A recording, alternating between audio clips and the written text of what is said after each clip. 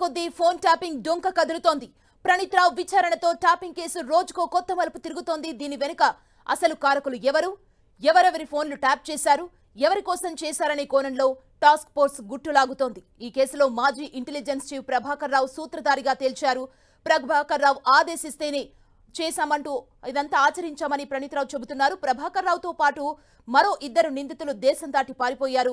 మరి ట్యాపింగ్ గుట్టు విప్పేందుకు task force అధికారులు నెక్స్ట్ ఏం చేయబోతున్నారు? విదేశాలకు వెళ్లిన నిందితుల్ని రప్పించేందుకు ఎలాంటి వ్యూహం రచిస్తున్నారు?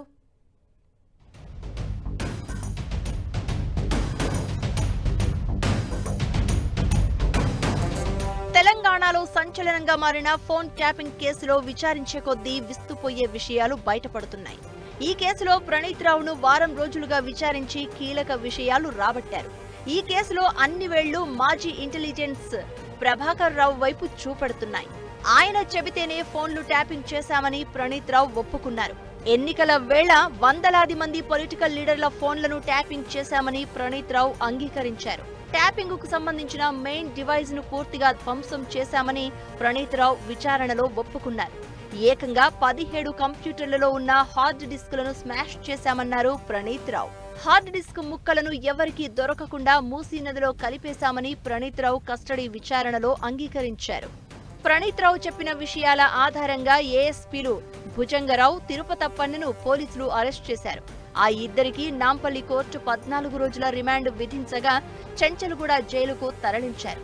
ఈ కేసులో ఎస్ఐబి మాజీ chief Prabhakar Rao, Hyderabad task force మాజీ డీసీపీ రాధాకిషన్ రావు, శ్రవణ్ రావుకు కూడా లింకులు ఉన్నట్లు గుర్తించారు.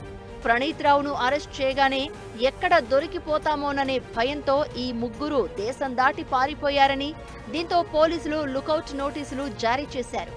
ట్యాపింగ్ కేసు ఎఫ్ఐఆర్లో ఏ1గా ప్రభాకర్ రావు, ఏ2గా ప్రణీత్ రావు, ఏ3గా రాధాకిషన్, ఏ4గా భుజంగరావు, ఏ5గా తిరుపతన్న, ఏ6గా శ్రవణ్ రావు, ఏ7గా త్రినాథ్ రావు పేర్లను దర్యాప్తు అధికారులు చేర్చారు.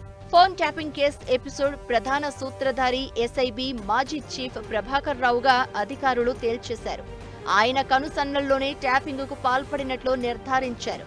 పరారీలో ఉన్న ముగ్గురు నిందితుల నివాసాల్లో టాస్క్ ఫోర్స్ పోలీసులు సోదాలు నిర్వహించారు. శ్రవణ్ రావు ఇంట్లో కీలకమైన డాక్యుమెంట్లను స్వాధీనం చేసుకున్నారు.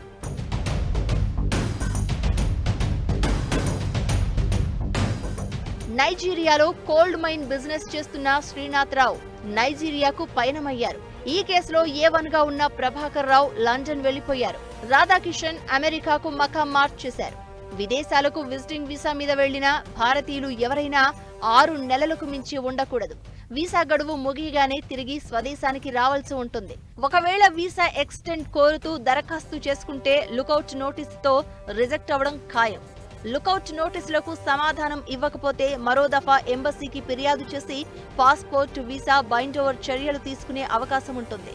ఇక అప్పటికీ సమాధానం రాకపోతే పోలీసులు చట్టపరమైన చర్యలకు సిద్ధమవుతారు. ముఖ్యంగా ప్రభాకర్ రావును విచారిస్తే అసలు గుట్టు బయటపడుతోంది. ట్యాపింగ్ ఎవరి కోసం చేశారు, ఎందుకోసం చేశారో బండారం మొత్తం బయటకు వస్తోంది. మరి ఈ కేసులో ఇంకెవరెవరికి ఉచ్చు బిగుస్తుందో చూడాలి.